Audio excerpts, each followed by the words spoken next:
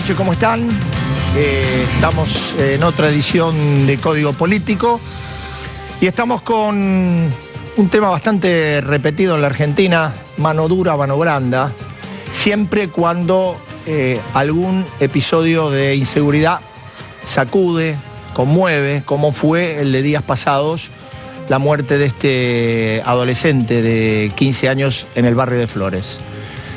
El gobierno propuso esta semana la creación de una comisión de especialistas para analizar la baja de la edad de imputabilidad de menores, que hoy la Argentina la tiene establecida en 16 años. Un tema que ya en la campaña presidencial se habló, sobre todo de parte del candidato del Frente Renovador, Sergio Massa, y que ahora retoma vigencia por la propuesta que lanzó el gobierno de Mauricio Macri.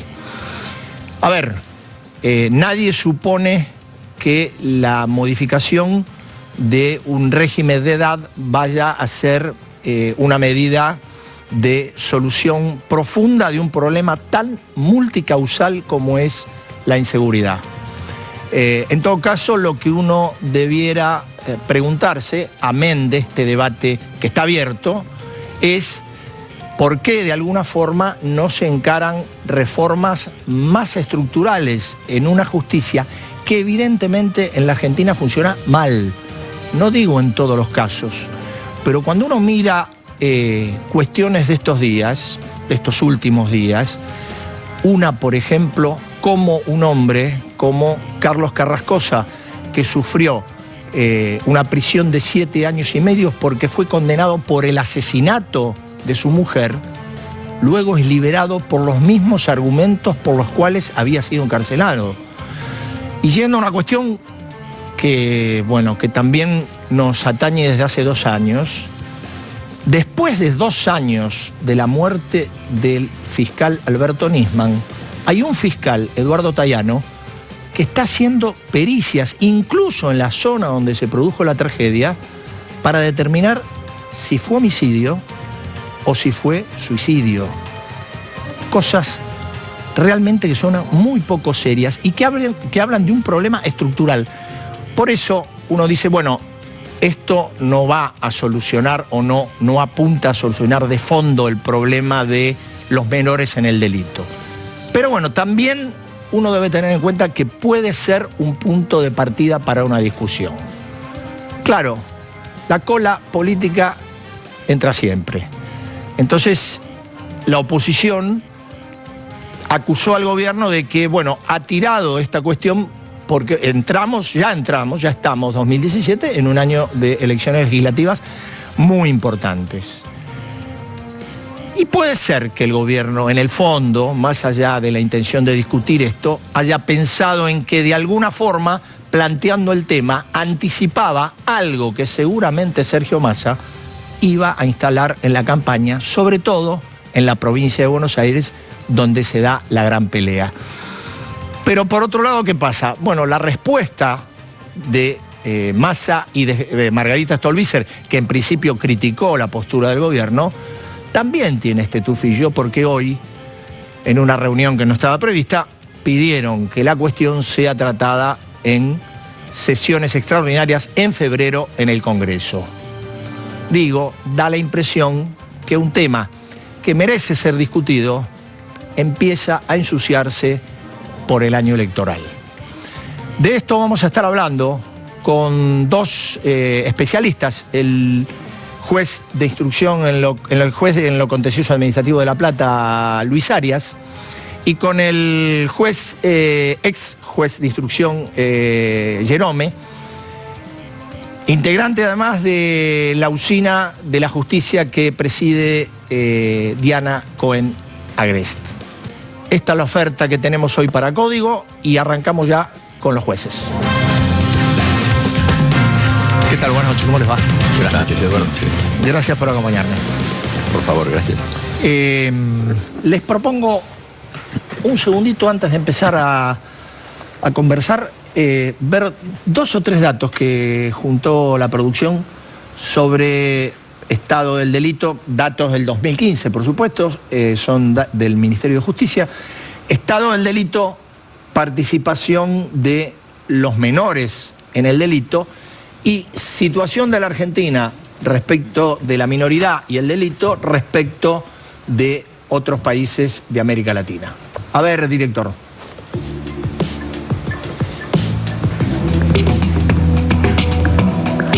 Ahí estamos. Solo hay 1.100 menores detenidos de 2015, 1,5 millones aproximadamente de delitos cometidos en el año. La participación delictiva de menores es baja como la cantidad de menores detenidos. Es decir, 1.100 menores detenidos sobre 1,5 millones de delitos cometidos. A ver la otra placa, director.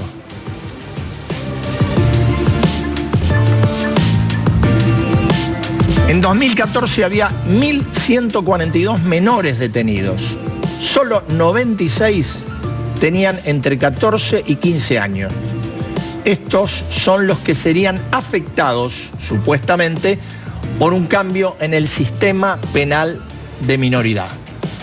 Y ahora vamos a la tercera placa para ver dónde está la Argentina en este tema dentro del concierto de los países de América Latina. Y ahí lo ubicamos. Estamos viendo, Argentina está segunda en el límite de edad, junto con Cuba, es decir, 16 años. Primero está Brasil con 18 y después viene en orden decreciente hasta la imputabilidad a los 7 años que establece Trinidad y Tobago. Doctor Arias. Muy bien. Empecemos con... Lo que no se dice de ese cuadro es que los países que más bajan la edad de imputabilidad de los menores son los países que menor desarrollo económico y social han alcanzado, ¿no? Es decir, Argentina tiene que estar orgullosa de tener lo que tiene, pese a que tenemos una ley, un decreto ley de la dictadura militar, que es el 22.278. Es del final de Videla, ¿no? Sí, y realmente también respecto de los primeros números, yo creo que cada uno toma los números que quiere, ¿no? Las estadísticas son manipulables. Pero yo hablo de la provincia de Buenos Aires en base a los datos estadísticos de la Procuración del año 2015. ¿Es un problema la delincuencia juvenil, entre comillas? ¿Es un problema? ¿Es pertinente que nosotros estemos hablando de eso? ¿Sabe cuánto representa el total de delitos cometidos? Porque en la provincia de Buenos Aires tenemos fuero de responsabilidad penal juvenil para los jóvenes de 16 a 18 años. ¿Sabe cuánto representa en el total de delitos? ¿Qué porcentaje? Denuncias, estos son denuncias, estos no son personas detenidas, son denuncias, o sea, lo hace la víctima. Correcto. Son apenas el 3,72% del total de delitos. Menores de 16 años. De 16 a 18. Correcto. Se supone, porque menores de 16 no hay, porque son inimputables, pero se supone siempre que son mucho menos que los de 16 a 18. Los de 16 a 18 cometen más delitos que los de los menores de 16. También es cierto que este tema no es un tema solo abordable desde la edad. Es multicausal. Usted decía el tema de los derechos. Bueno, yo estoy hablando de la violación de derechos de los jóvenes. Los jóvenes que sufren apremios ilegales por la policía, los jóvenes que detenidos por averiguación de identidad y averiguación de antecedentes, que yo mismo he prohibido a través de una sentencia en un habeas corpus colectivo, porque la policía los detenía sin razón alguna, porque iban por la calle y eran morochitos con gorrita, los detenían por abrigo y los tenían todo el fin de semana y los sometían a torturas. Menores de 18, menores de edad que no cometían delitos por portación de rostro, averiguación de identidad, averiguación de antecedentes, presos. Pero no solamente eso, por contravenciones. Doctor, yo tengo otra mirada que la que tiene el doctor Arias, porque me parece que tenemos que empezar viendo lo que pasa en estos momentos en la actualidad, ¿no? Lo que pasa. ¿Qué es lo que pasa? Lo que pasa es que tenemos crímenes tenemos hechos violentísimos cometidos por chicos de 14 años, de 15 años, como el que acaba de pasar, la muerte de Brian, sí. Es cierto. Entonces, más allá de que sea esto un 3%, un 4% del total de lo que se presenta, lo cierto es que existe una gran violencia en chicos jóvenes que, por otra parte, por un lado, ya a esa edad conocen perfectamente bien el bien y el mal. Saben qué es lo que se puede hacer y qué es lo que no se puede hacer. Y hay otro detalle. Siempre enfocamos las cosas exclusivamente desde el que comete el delito, desde el autor del hecho, y nos olvidamos de la otra parte, que es la que sufre, de la víctima. Entonces, como primera medida, tenemos que poner a la víctima como eje de esta cuestión. ¿Por qué? Porque el menor o el mayor que comete un hecho delictuoso es el que voluntariamente entra al delito. La víctima es la que lo sufre, la que nunca quiso entrar al delito y se encuentra, de alguna manera, se encuentra flagelada, se encuentra muerta, lastimada, de todas formas humillada. A veces hasta, yo le diría, Eduardo, que he visto en los últimos tiempos que los mayores índices de violencia están en cuanto menor es la edad. Ahora, ¿esto qué significa? Si estamos hablando de una edad de imputabilidad, yo creo que a los 14 años un menor es absolutamente imputable, porque ya tiene pleno conocimiento de lo que hace. Coincido, sí, con Arias en cuanto a que ese menor no puede tener un tratamiento común como tienen los mayores, porque tiene que tener un establecimiento adecuado a su minoridad para que cuando salga en libertad no salga peor de lo que entró. Pero esto pasa igual que con los mayores, porque las cárceles hoy tampoco están cumpliendo su función. Y hay una cuestión. Hoy en día, la no imputabilidad conduce a este tipo de situaciones. Usted sabe, Eduardo, que la disposición de los jueces cesa al cumplir 18 años. Entonces, por ejemplo, el chico que mató a Brian con toda alevosía, con todo ensañamiento, resulta que a los 18 años va a estar en libertad sí o sí. Así sea la persona más peligrosa que puede estar en esta tierra, el juez lo va a poner en libertad. ¿Por qué? Porque ya no puede continuar con su disposición. Entonces, creo que tenemos que empezar primero por tanto el caso del menor fundamentalmente, que es el tema que estamos hablando, por empezar a verlo cuando cometió el delito, por empezar a desincentivar la comisión del primer delito, porque la muerte, el crimen, no es el primer hecho que comete un chico ni un grande. Empieza por delitos menores y llega, después de un iter criminis, llega a cometer delitos más graves. Entonces, de alguna manera, el Estado tiene que proveer a esos chicos que tienen una edad escolar, de deserción escolar muy grande, de padres que no se ocupan. Bueno, nadie va a negar que eso tiene que constituir una parte del plan. Pero ahora que el gobierno ha decidido crear una comisión para elaborar esta ley, yo creo que es muy importante que esta ley vaya adelante y que no solo que se baje la edad de imputabilidad, que creo yo que es fundamental, además, como usted ha mostrado recién ahí en esta planilla que vimos, nos adecuamos a todos los países y es falso que las convenciones internacionales lo impidan. ¿Por qué? Porque la única convención internacional que nos puede de alguna manera indicar algo son la Convención de los Derechos del Niño, que nos está diciendo, señores, recomienda menos de 12 no se baje, también que no se puedan los menores tener una prisión perpetua, pero que los menores tengan una pena adecuada, que no siempre es la de prisión, pueden ser penas alternativas. Eso no es cierto. Hay un principio en materia de derechos humanos que es la no regresividad. No se puede retroceder cuando uno consagra un derecho, no se puede retrotraer ese derecho sin... ¿Usted lo refiere a la edad? A la edad, efectivamente. Nosotros no podemos poner una ley que sea más gravosa aún que la de la dictadura militar, porque violaríamos el principio de no regresividad, está consagrada en diversas convenciones de derechos humanos. Pero además de eso, la Convención Internacional de los Derechos del Niño dice que la privación de la libertad es el último recurso, y que debe emplear el Estado y por el menor tiempo posible. O sea que aquí estamos hablando de la excepcionalidad. La excepcionalidad es la privación de la libertad de los jóvenes. Pero entonces no se podría debatir la baja de la imputabilidad. Digo, yo creo que planteo, digo, esta convocatoria que hace el gobierno, entonces estaría desenfocada. Yo creo que no estoy de acuerdo en eso. Si llega la convención,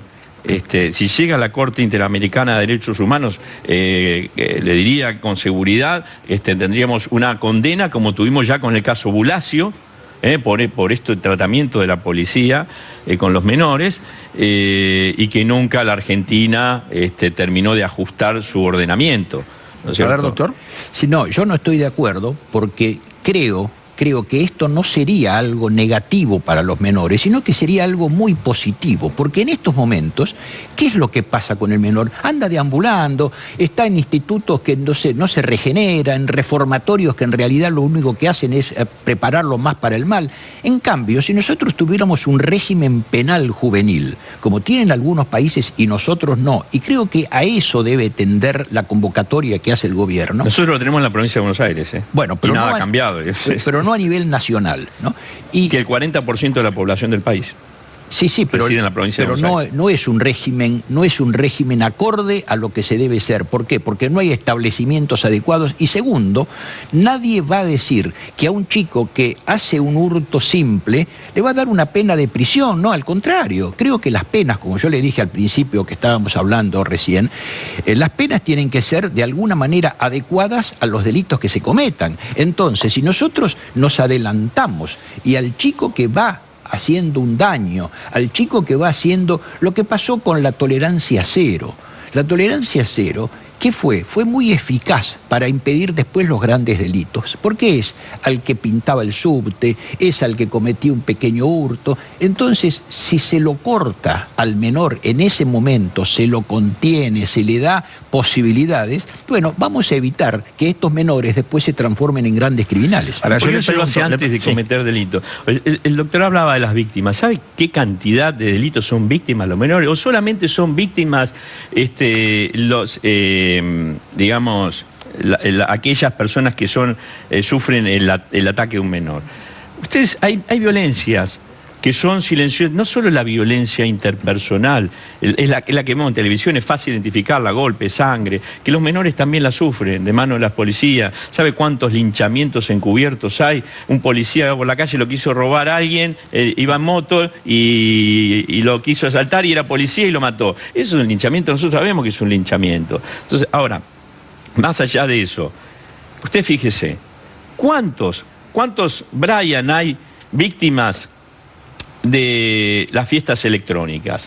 Todo el mundo sabe, eso es un delito. Todo el mundo sabe que ahí sí se vende drogas. Es un fabuloso... Costa Salguero, Arroyo Seco ahora. Pero mire, ¿cuántos hay? ¿Cuántas víctimas, pibes hay de eso? No hablamos de esas víctimas. Ahí los pibes no son víctimas de un negocio criminal, que les venden drogas, que le venden el agüita a 150 pesos, que le venden las entradas. Negocio fabuloso. Y nadie dice nada. La policía no sabe, las autoridades no saben. Dejemos de hacer la vista gorda. Nos fijamos en un pibe que tuvo una vida desgraciada y que llegó al delito y que el Estado no hizo nada para prevenirlo, y no nos fijamos en los pibes que mueren en las fiestas electrónicas, por ejemplo, pero ni hablar en los barrios. Todo el mundo sabe quién vende droga, dónde la venden, cómo hace el delivery. La fuerza de seguridad no sabe nada. O sea, hay un encubrimiento. Creo que una cosa no debe quitar la otra. Entonces, o sea, nadie va a negar. Pero discúlpeme, ¿sabe quiénes son las víctimas? De los vendedores de armas, de los traficantes de armas, de los dealers, de los tranzas que venden droga, los pibes. Pero es que precisamente por eso, porque el arma, alguien se la suministró. Es que me está dando la razón, porque precisamente por ser las víctimas de los dealers, si los menores fueran castigados con una pena razonable, entonces ya no podrían ser el instrumento de los dealers. Mientras los dealers siguen libres, como ahora. Pero nadie, o sea... Entonces comencemos a castigar a los adultos, comencemos a castigar a los dealers. Pero creo que una cosa no quita la otra. Un sistema de encubrimiento de las fuerzas de seguridad. respecto de quienes suministran drogas y armas a los pibes. Estoy totalmente de acuerdo con eso. Que a veces son las propias fuerzas de seguridad. Totalmente de acuerdo, doctor. Entonces, pero creo que una cosa no quita la otra. Hay que atender las dos cosas. No, porque el hilo se corta por lo más delgado. Entonces, yo creo... No, lo más delgado es la víctima. Bueno, el pibe. El pibe consume... Lo más delgado es la víctima al que el chico mata. A ver, o sea, aquí en este caso fue Brian. El pibe mata o muere, ¿eh? También hay quien muere. Ok. Entonces, el que va a matar o morir. Bueno, pero Brian no fue a matar o morir. A Brian lo mataron. Es un caso. Hay muchos casos. Muchísimo. Y con que haya uno suficiente para que sea juzgado, para que haya una legislación que determine un caso. Un solo caso. Nosotros los abogados tenemos la deformación de creer que modificando las leyes vamos a modificar la realidad. Si nosotros no atendemos la realidad de los pibes, las cosas no van a cambiar nunca por más que modifiquemos las leyes. ¿Cuántas veces, doctor, usted que es penalista, dígame, cuántas veces se ha reformado el Código Procesal Penal en la provincia de Buenos Aires? Dígame. Por ejemplo, en época de democracia, 100 veces, creo, si mal no recuerdo. Un montón de veces, porque cada vez que hay que dar una respuesta frente a un problema, vamos a modificar la ley, vamos a modificar la ley. ¿Cuánto hemos hablado de mano dura acá? No, bueno, usted hablaba, perdóneme, de la tolerancia cero. La mano dura en la provincia de Buenos Aires. ¿Se acuerda Rucauf? Hay que meter bala a los delincuentes, las policías de Scioli. Cada uno que viene agrega como en capa geológica más mano dura. ¿Y cuáles son los resultados? ¿Ha cambiado algo? No ha cambiado nada.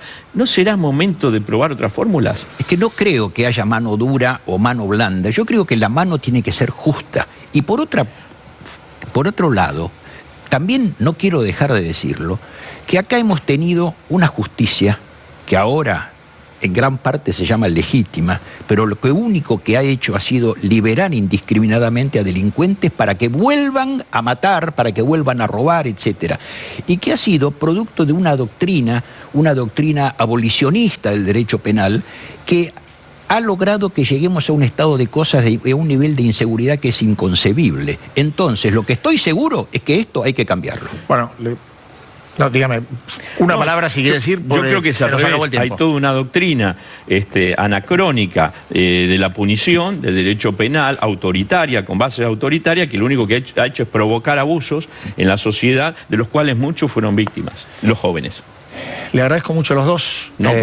Esto recién empieza, seguro durante el año. Si es que hay incluso sesiones extraordinarias, lo vamos a volver a hablar. Muchas gracias, doctor Arias. Muchas gracias. Gracias, doctor.